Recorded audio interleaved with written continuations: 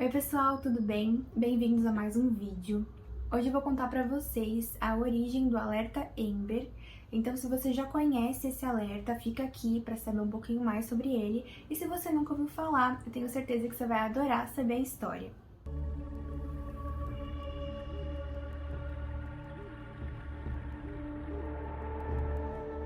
Amber Renee Hagerman nasceu no dia 25 de novembro de 1986 em Arlington, Texas. Filha de Donna Whitson e Richard Hagerman, ela tinha um irmão de quem era muito próxima, chamado Rick. A garota morava com os pais e com o irmão e resolveram visitar seus avós maternos em janeiro de 1996, mês que marcou a vida da garota e de seus familiares para sempre. O crime aconteceu no dia 13 de janeiro de 1996. A Amber e o Rick queriam brincar em um estacionamento abandonado de um supermercado que ficava não muito longe, era mais ou menos umas 2 quadras da casa dos avós que eles foram visitar. Então a mãe, por saber que lá era um local movimentado, que muitas crianças já brincavam e os filhos já tinham ido uma vez, ela não viu nenhum problema e deixou os dois irem. Depois de brincarem por um tempo, Rick ficou cansado e pede para irem embora, mas a Amber estava se divertindo muito com as outras crianças e não quis voltar para casa. Então Rick voltou para casa sozinho e Amber continuou brincando por lá. Quando Rick chegou em casa, a mãe dele ficou preocupada porque o garoto chegou sozinho, então ele falou que a Amber resolveu continuar lá no estacionamento para brincar com as outras crianças, e a mãe pediu para o Rick voltar para o estacionamento, buscar a sua irmã e trazê-la para casa. O menino foi, como eu falei, não era muito longe da casa, só que ele não encontrou sua irmã. Ele procurou por todo lugar, não encontrou, voltou para casa e os pais ficaram preocupados, mas acharam que era questão de tempo até eles conseguirem encontrar a menina. Então eles entraram no carro e foram procurar pela rua, pelo bairro, né? Mas não encontraram nenhum rastro da Amber. É muito comum que em alguns filmes, algumas séries, até documentários, a gente escute muitas pessoas falando que existe essa sensação de falsa segurança, né?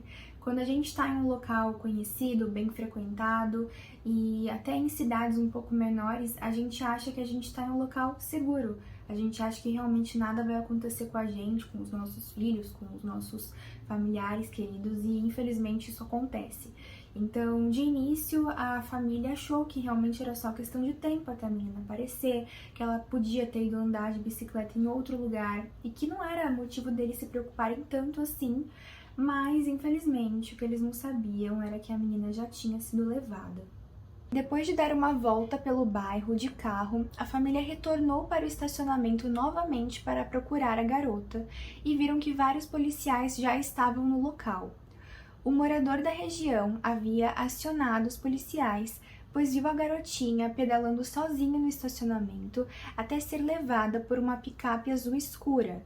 Ele não conseguiu identificar todas as características de quem havia saído do carro e pego Amber, mas descreveu o indivíduo como um homem branco ou hispânico, com até 40 anos e com aproximadamente 1,80 de altura. Por mais que a polícia tivesse sido chamada rapidamente, o que em alguns casos faz toda a diferença, não tiveram nenhum sucesso na busca da garota durante as primeiras horas, além de não encontrarem nenhum indivíduo que parecesse com a descrição do suspeito. Todos da vizinhança se mobilizaram para ajudar a família a encontrar a Amber. Os pais até aí já estavam extremamente preocupados, sentiam que alguma coisa realmente estava errada. A polícia se empenhou muito no caso, buscou o máximo que pôde, atendia várias ligações com pessoas que diziam ter visto o suspeito, diziam ter visto a menina, diziam ter visto a picape, mas infelizmente nenhuma dessas pistas estava levando para nenhum lugar. No dia 17 de janeiro de 1996, um homem passeando com seu cachorro próximo a um riacho em Forest Hills percebeu um comportamento inquieto do cão que latia demais em uma certa direção. O homem resolveu se aproximar um pouco mais do riacho para ver o que tinha lá, e lá estava ela. O corpo de Amber estava nu, somente com meias, com sinais graves de agressão. a mais ou menos 8 quilômetros de onde ela havia sido vista pela última vez. Sua garganta estava cortada e a autópsia constatou que ela foi violentada sexualmente. Os policiais tentaram ao máximo preservar o local do crime, mas um dia antes tinha tido uma chuva muito forte que acabou por prejudicar o trabalho policial, até porque o corpo da Amber já estava num estado avançado, porque a água acelera o estado de putrefação, e muitos dos vestígios foram simplesmente levados pela água, né? Então a polícia começou a investigação já com muitas dificuldades. Por muito tempo, as investigações continuaram abertas, sendo que a polícia estava inteiramente focada na resolução do caso, mas infelizmente não conseguiam achar o culpado. Eu acho que mais triste do que a demora para encontrar um suspeito foi o fato da família da Amber e a polícia ter recebido uma série de trotes, ligações de pessoas que falavam que tinham encontrado a picape, que conheciam o assassino, ou pessoas falando que eram o próprio assassino e não eram, nem estavam na cidade no dia do crime. Então é muito triste ver isso, porque a maldade humana muitas vezes não tá só no assassino, mas sim nas pessoas que tomam esse tipo de conduta, de atitude, né? E frente a uma família que está extremamente sensibilizada, que acabou de perder a sua filha de uma maneira muito trágica. Então isso faz a gente pensar que realmente a maldade transcende o assassino, né? E é muito comum que tenham essas ligações, esses trotes, até aqui no Brasil, muitos casos brasileiros, e a gente vê bastante policiais comentando que isso acaba por prejudicar ainda mais a investigação, porque uma coisa é a polícia focar a sua energia na resolução do caso, seguindo pistas que vão ajudar. Outra coisa é a polícia disparar para todos os locais, porque está recebendo várias pistas, no caso, falsas, né? E acaba prejudicando a investigação e a justiça pela pequena Amber. Então, realmente, vendo as entrevistas da mãe, da avó, eu fico muito sensibilizada, porque eu não consigo imaginar como que eu me sentiria no lugar delas numa situação dessas. Até os dias de hoje, o assassino de Amber não foi encontrado, sendo esse um dos casos mais famosos dos Estados Unidos. Por ideia de Diana Simone, uma mãe que se sensibilizou com o caso, fora criado o tão conhecido Amber Alert, Alerta Amber, como homenagem à garota assassinada.